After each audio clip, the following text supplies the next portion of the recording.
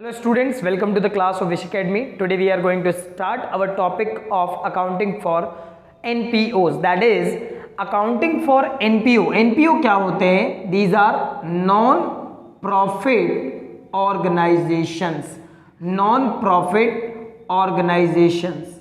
देखिए कुछ लोगों ने कंप्लेन किया है कि जो भी मैं बोर्ड पर लिख रहा हूँ उनके फॉन्ट बहुत छोटे आ रहे हैं, थोड़ा सा फॉन्ट बड़े करने के लिए आप रिक्वेस्ट कर रहे हैं। देखिए पॉसिबिलिटीज़ नहीं हो पाती ऐसी, क्योंकि कंटेंट नहीं आ पाता। मैं कोशिश कर रहा हूँ अपनी ओर से, अगर आपको नहीं समझ में आ रहा है इसीलिए मैं रिपीट भी कर रहा हूँ। Whatever I am writing on the board it has been repeated by me. Okay, so आपको लिखने में दिक्कत नहीं होगी और आपको लिखने की ज़रूरत भी नहीं पड़ेगी।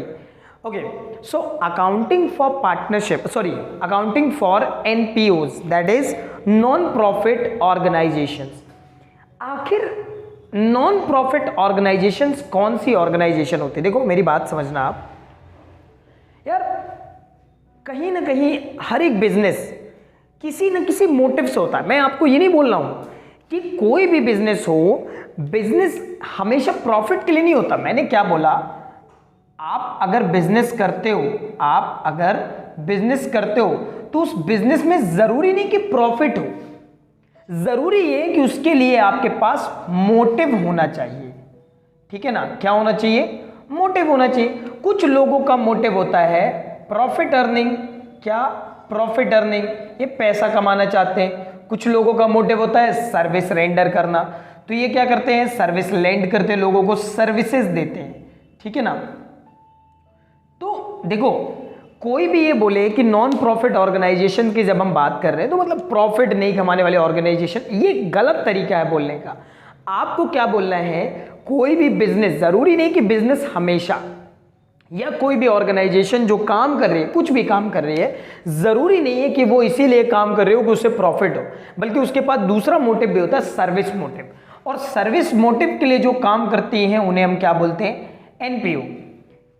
क्या एक्चुअल में ऐसा कुछ होता है कि सारी NPOs टैक्स एग्जम्प्टेड होती है? नहीं।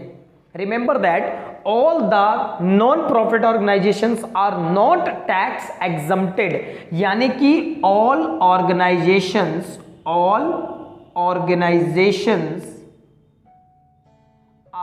not tax exempted, यानी कि ये टैक्स से बाहर हो ऐसा जरूरी नहीं है। ओके, चलिए देखिए, आपने प्रॉफिट मेकिंग वाली जो ऑर्गेनाइजेशन है उनकी अकाउंटिंग प्रोसेस तो सीखी थी। कोई भी ऑर्गेनाइजेशन हो, क्लास 11th में आपने पढ़ा था अकाउंटिंग कैसे की जाती है। आपने ये भी पढ़ा था accounting starts where book keeping ends, यानी कि जहां बुक कीपिंग, जहां लेखा जोखा खत्म होता है वहां से लेखांकन शुरू होता है, यानी कि अकाउंटिंग शुरू होती है। तो आपने पढ़ा था अकाउंटिंग में सबसे पहले आप अकाउंट्स बनाते, जर्नल एंट्रीज करते थे, but that was the part of book keeping, not the part of accounting. तो सबसे पहले आप क्या बनाते थे? Different accounts. इन अकाउंट्स की मदद से आप क्या बनाते थे? Trial balances. क्या बनाते थे? Trial balance. ट्रायल बैलेंस की मदद से आगे चल के आप क्या बनाते थे? Final account. क्या बनाते थे? Final account. और इन फाइनल अकाउंट्स में क्या क्या चीजें होती थी? सबसे पहले हमारे पास क्या होता था? ट्रेडिंग अकाउंट होता था। क्या होता था? Trading account. फिर हम लोग क्या बनाते थे इसके बाद? Profit and loss account. क्या बनाते थे? Profit and loss account. And at last आप क्या बनाते थे? Balance sheet. क्या बनाते थे? Balance sheet. देखिए अकाउंटिंग प्रोसीजर में आपने ये पढ़ा था जब प्रॉफिट ऑर्गेनाइजेशंस होती थी। नॉन प्रॉफिट ऑर्गेनाइजेशंस कहती कि हम थोड़ा सा different type of accounting follow करेंगे, ये cash basis of accounting follow करती है, यानी कि इनका प्राइमरी फोकस किस पर होता है कि कितना पैसा आया और कितना पैसा गया।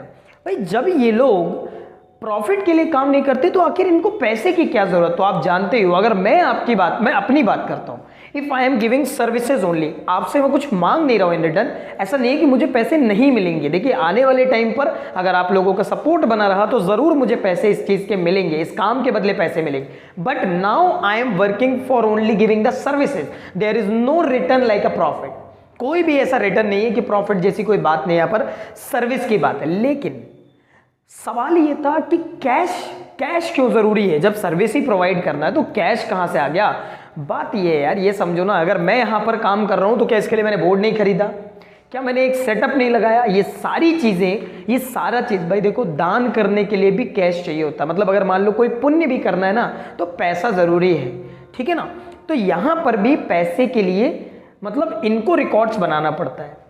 अब दिमाग में एक सवाल आता है कि यार ये तो एनपीओज है, ये तो नॉन प्रॉफिट ऑर्गेनाइजेशन है, तो इनको अकाउंटिंग की क्यों जरूरत है। देखो कोई भी ऑर्गेनाइजेशन हो, चाहे वो प्रॉफिट अर्निंग हो या फिर सर्विस रेंडरिंग वाली हो, सबका एक ही टारगेट है कि हम कितना आगे और बढ़ते जाएं। भाई अगर मैं कहता हूं कोई भी एनजीओ है, आपके नियर बाय में कोई भी एनजीओ, तो उस एनजीओ की ख्वाहिश यही है कि हम ज्यादा से ज्यादा लोगों को सर्विसेज प्रोवाइड कर सके। देखो यार मैं बात करता हूं, अगर मैं अपनी बात करता हूं तो ऐसा नहीं है कि मुझे पैसे की जरूरत नहीं है, एवरीबडी नीड्स मनी, हमारी भी कुछ डिमांड्स होती है, लेकिन कहीं ना कहीं जब जरूरत पड़ती है तो हम कुछ स्टूडेंट्स को फ्री ऑफ कॉस्ट क्लासेस भी तो देते हैं ना।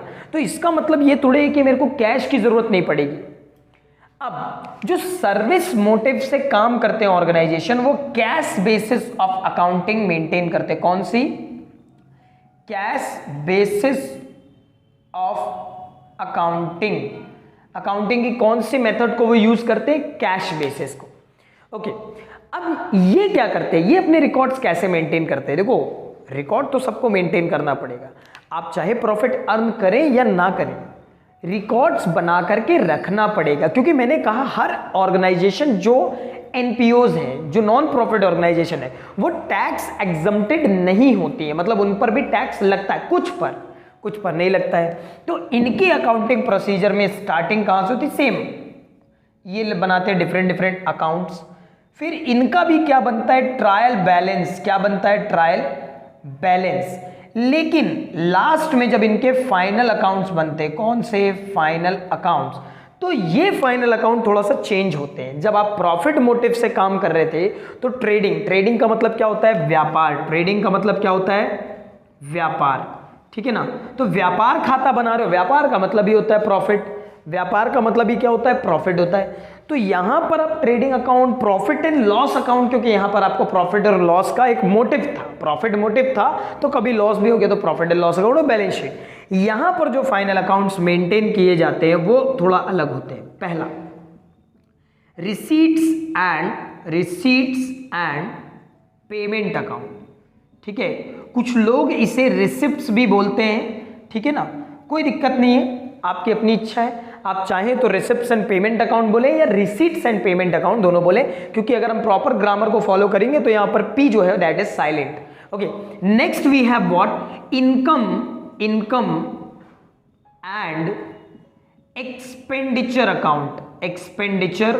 अकाउंट, ठीक है ना, income and expenditure account. At last we have to make the balance sheet. What? Balance sheet. देखिए अकाउंटिंग प्रोसेस तो आप समझ चुके हैं। अब ये एनपीओस होती क्या है यार? ये अकाउंटिंग तो हम कर लेंगे इनकी, चलो ठीक है, हमने सीखा ही है, हमारा काम ही यही है। 11th 12th हम कॉमर्स पढ़ रहे हैं, कॉलेज के अगले 3 साल कॉमर्स के साथ बिताना है। अगर मास्टर डिग्री करेंगे 3 साल और पीएचडी कर लिया तो फिर तो बात ही नहीं है कोई। लेकिन यहां पर आप समझो कि इनकी अकाउंटिंग, हम जो अकाउंटिंग कर रहे हैं एनपीओस की, आखिर एनपीओस है कौन? वो ऑर्गेनाइजेशन जो प्रॉफिट मोटिव से काम नहीं करती। Their primary motive is giving the services, ठीक है। इनका प्राइमरी मोटिव क्या होता है? सर्विस प्रोवाइड करना। फॉर एग्जांपल हॉस्पिटल्स, क्या हॉस्पिटल टैक्स एग्जम्प्टेड होते हैं? No they are not. Rates अलग अलग हो सकते हैं लेकिन भैया टैक्स एग्जम्प्टेड नहीं होता है। आपको पता होगा एग्रीकल्चर वगैरह टैक्स एग्जम्प्टेड होता है। प्राइवेट हॉस्पिटल जो है वो एनपीओज में आते हैं, लेकिन पैसा तो उनसे भी वसूला जाएगा। और दूसरा टेम्पल्स, ओहो, मतलब ऐसी ऑर्गेनाइजेशन जो सबसे ज्यादा पैसे कमा रहे हैं और उन्हीं को हम क्या बोल रहे हैं? Non profit organisation.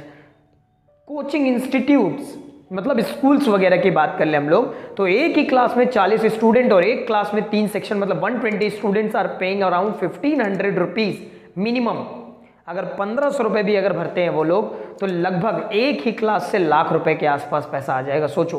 तो मतलब ये सारी ऑर्गेनाइजेशन किस में आ जाती है? School, temple, hospital, these all, और चैरिटी वगैरह जो होता है। आपको पता है यदि आप अपना टैक्स बचाना चाहते हैं, मैं आपको एक सलाह नहीं दे रहा हूं, देखो एक अच्छा सिटीजन होने के नाते और आने वाले वक्त में आप क्या बनने वाले हो, एक अकाउंटेंट बनने वाले हो, तो देखो देश हमारी दम पे चलेगा, ठीक है ना। पूरे देश को हम नहीं चला रहे हैं, हम गाइडलाइंस नहीं दे रहे हैं, जो गाइडलाइंस हैं वो गवर्नमेंट दे रही है, लेकिन गवर्नमेंट की दी हुई गाइडलाइंस को सही तरीके से फॉलो कर रहे हैं नहीं कर रहे हैं, इसका केवल पुलिस का काम नहीं है ये, या जो टैक्स ऑफिसर्स हैं उनका काम बस नहीं है, ये हमारा भी काम है। एक जिम्मेदार नागरिक होने के नाते हमें भी क्या करना चाहिए, ईमानदार होना चाहिए। एटलीस्ट यार किसी के प्रति तो ईमानदार रहो, किसी के प्रति ना रहो, बस अपने माँ बाप और देश के प्रति ईमानदार बन जाओ। ओके, तो मैंने क्या कहा, जो आने वाले वक्त में आप क्या बनने वाले हो यार, अकाउंटेंट बनने वाले हो। अब लोग जो है चैरिटी वगैरह करते हैं, चैरिटीज पता है आपको एनपीओज में आती है, नॉन प्रॉफिट ऑर्गेनाइजेशंस में आती है। लोग क्या करते हैं, हम कभी सलाह नहीं देंगे ऐसी, लोग क्या करते हैं अपना टैक्स बचाने के लिए फर्जी चैरिटीज पर डोनेशंस देते हैं। मतलब एक चैरिटी वाले को उसने सेट किया कि भैया मैं तुम्हें 1 लाख रुपए दूंगा, but you have to show around 2 lakh 3 lakh और मोर अमाउंट। मतलब आपको क्या करना है, वो पैसा दे रहा है 1 लाख और आपको कहता है कि मुझे शो करो आप चैरिटी के अकाउंटेंट हो, 3 लाख मैंने डोनेशन किया। ये 3 लाख की जो चैरिटी वर्किंग है, यहां से क्या होगा, वो रिटर्न्स मिलेंगे इनको, मतलब गवर्नमेंट टैक्स में से इनको रिबेट देगा, छूट देगा। गलत है, लिटरली गलत है, क्योंकि वो टैक्स भले ही हमारे काम आए ना आए, कुछ लोग ये कंप्लेन कर देंगे यार इतना ज़्यादा टैक्स लगता है ये वो, लेकिन टैक्स कहीं ना कहीं हमारी कंट्री के लिए यूज आ रहा है। तो यार कंट्री के लिए कुछ करना मतलब सिर्फ आर्मी में जाकर के गोली खाने से नहीं होता है। एक्चुअली कुछ भी कंट्रीब्यूट आप कर रहे हो तो आप देश के लिए थोड़ा मोड़ा ही कंट्रीब्यूशन कर दो, एक जिम्मेदारी से एक बार टैक्स ही भर रहे हो ना, तो भी आप एक देश प्रेमी ही कहलाओगे। खैर आगे बढ़ते हैं। देखिए, तो ये अकाउंटिंग प्रोसेस होती है, हमें यहां पर फोकस करना है एनपीओज में, ठीक है। तो हम लोग स्टार्ट करते हैं। देखो आपको 2 मिनट का टाइम दे रहा हूं, आप एक काम करिए, पॉज करिए इसको, और पॉज करने के बाद आप क्या करिए, इसको नोट कर लीजिए बढ़िया आराम से, ठीक है। देखिए आपने जो भी था ये लिख लिया होगा, ठीक है। अभी हमें क्या करना है, अब हम अकाउंटिंग प्रोसेस में उतरते हैं। बहुत कुछ जान लिया हमने एनपीओस के बारे में, जरूरत पड़ेगी तो आगे और पढ़ेंगे। हाँ, ये आपके लिए अभी और बाद में भी जरूरी है। मैं मानता हूं आप में से कुछ स्टूडेंट्स ऐसे होंगे जो आगे चल के सीए एग्जाम्स में अपीयर करेंगे, सीए एग्जाम्स वगैरह देंगे, तो आपको जो फाउंडेशन है, फाउंडेशन के पेपर में एनपीओ के बारे में काफ़ी कुछ आता है और इन डेप्थ नॉलेज होना चाहिए। लेकिन डेप्थ नॉलेज जानने से पहले आपको एटलीस्ट थोड़ी बहुत अकाउंटिंग आना चाहिए, जिसमें मैं आपकी थोड़ा बहुत हेल्प कर सकता हूं। देखिए, अब अकाउंटिंग में सबसे पहले क्या बनाना है अपने को, receipts and payment account, receipts and payment account, ठीक है ना। देखिए, receipt and payment account, actually मैंने आपको पहले भी ये बताया है, मेरी प्रीवियस वीडियोस में ये सारी चीजें मेंशन है। जब आप कोई अकाउंट बना रहे हो ना, तो अकाउंट की तो 2 साइड्स होंगी। कितनी साइड्स होंगी, 2 साइड्स होंगी। एक होगी डेबिट, दूसरी होगी क्रेडिट, ठीक है। अब आप यहां पर क्या रिसिप्ट्स लिखोगे भाई, अगर चैरिटी वाला कोई है तो उसको पैसे मिल रहे हैं या फिर कोई चीज that is equivalent to the profit. भाई चैरिटी के लिए हम दिमाग में ये रखते हैं कि हम लोग अकाउंटिंग कर रहे हैं एक ऐसी ऑर्गेनाइजेशन के लिए जो चैरिटी वर्क्स करती है। तो रिसिप्ट एंड पेमेंट अकाउंट में आप क्या लिखोगे कि उसे कितना कुछ मिला और उसने कितना कुछ दिया है इन द फॉर्म ऑफ मनी और इक्विवेलेंट टू द कैश। मतलब या तो वो कैश में पेमेंट्स को एक्सेप्ट करेगा और पेमेंट्स करेगा, या तो वो क्या करेगा, या तो उसके इक्विवेलेंट कुछ एक्सेप्ट करेगा और उसी के इक्विवेलेंट कुछ पेमेंट्स में देगा, ठीक है।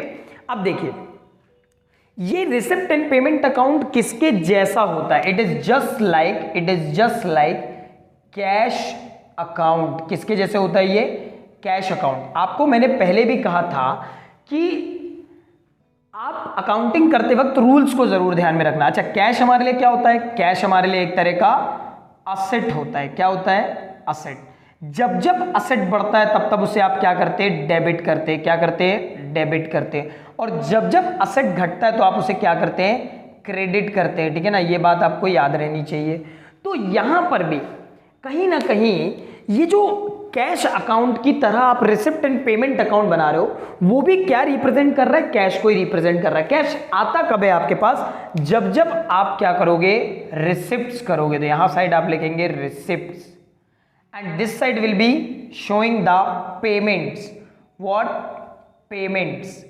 क्या शो करेगी, पेमेंट्स। अब लोगों को देखो, यहां पर कोई फॉर्मेट याद मत करना। देखो फॉर्मेट याद करने आप बैठोगे तो आपका नुकसान है, ठीक है। आप एक लॉजिक रखो दिमाग में। ये क्या है? कैश अकाउंट है, ठीक है ना। ये क्या है? कैश अकाउंट है हमारा। तो भैया कैश का आना और जाना, मुझे पता है जब जब मेरी फर्म में, मैं अकाउंटेंट हूं बिजनेस का, तो जब जब मेरी फर्म में पैसा आएगा तो पैसा बढ़ेगा तो मैं क्या करूंगा? उसे डेबिट करूंगा। तो मैंने रिसिप्ट को किस साइड लिख दिया? डेबिट साइड में। एंड जब जब मैं किसी की पेमेंट करूंगा तो मेरा कैश क्या होगा? कम होगा। तो रिसिप्ट एंड पेमेंट अकाउंट अगर कैश की तरह, तो रूल्स भी वही एप्लीकेबल होंगे। तो पेमेंट्स हम लोग कहां लिखेंगे? क्रेडिट में लिखेंगे। ओके, आगे देखते हैं। अब फॉर्मेट याद नहीं करना, मैं आपको बताता हूं। जो पेमेंट्स या रिसिप्ट्स है वो दो तरह की होती हैं। रिसिप्ट्स भी आपकी कैपिटल रिसिप्ट्स भी होती हैं और रिवेन्यू रिसिप्ट्स भी होती है। कैपिटल और रेवेन्यू रिसिप्ट्स दोनों होती है। कैपिटल और रेवेन्यू रिसिप्ट्स दोनों होती है। इसी प्रकार से पेमेंट्स भी दो तरह की होती है, एक कैपिटल पेमेंट्स और दूसरी रेवेन्यू पेमेंट्स। मैं आपको नेक्स्ट पार्ट में ये बहुत अच्छे से क्लियर कर दूंगा, what are capital payments, what are revenue payments. Okay, तो देखिए, तो रेवेन्यू पेमेंट और कैपिटल पेमेंट होती क्या है, आप डिफरेंशिएट मत करो। अभी ये जान लो कि दुनिया में जो कुछ भी आप रिसीव कर रहे हो in the form of money और something which is equivalent to cash, वो इन्हीं दोनों के अंदर लाई करेगा। या तो वो पेमेंट कैपिटल पेमेंट होगी या तो वो रेवेन्यू पेमेंट होगी। और अगर रिसिप्ट्स हैं तो कैपिटल रिसिप्ट्स या फिर रेवेन्यू रिसिप्ट्स होंगी। अच्छा, मतलब इसका कंक्लूजन ये है कि आपको जज नहीं करना है कि क्या चीज किस नेचर की है, कैपिटल है, रेवेन्यू है, कुछ भी नहीं। साल भर के अंदर, इस साल में, मेरा एक कोट है कि जब भी मैं रिसिप्ट एंड पेमेंट अकाउंट बनाता हूं, तो मेरे दिमाग में एक ही चीज रहती है, इस साल में। क्या? इस साल में, ठीक है। मुझे ये नहीं देखना है कि कोई भी चीज इस साल की है या नहीं, प्रीवियस ईयर से रिलेटेड हो, नेक्स्ट ईयर से रिलेटेड हो, बस मुझे इतना देखना है क्या ये रिसिप्ट इस साल में हुई। अगर मैं ये रिसिप्ट एंड पेमेंट अकाउंट मान लो 2021 के लिए बनाता हूं, तो मुझे सिर्फ इतना देखना है कि ये जो मेरे को रिसिप्ट्स हुई हैं वो इस साल में हो रही है नहीं हो रही है। मुझे ये जज नहीं करना है कि वो इस साल की है या नहीं है, ठीक है। अगर मुझे प्रीवियस ईयर का कुछ भी पैसा मिलता है इस साल में, तो मैं सारी चीजें क्या करूंगा? इसी में लिखूंगा, रिसिप्ट्स में ही लिखूंगा।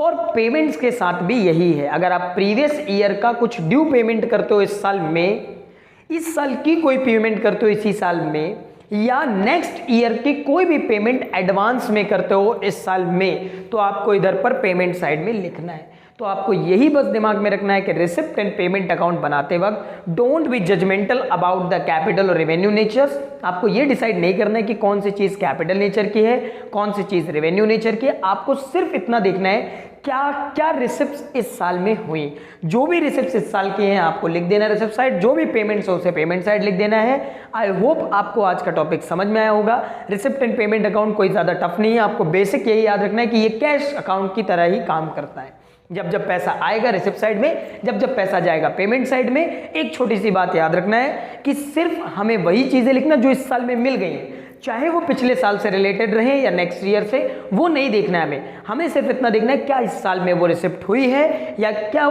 इस साल में वो पेमेंट हुई है। बस इतना ही आपको दिमाग में रखना है। आई होप आपको टॉपिक कंप्लीटली समझ में आया होगा। और अगर आपको कोई भी डाउट है then you should please comment and thank you for watching our video.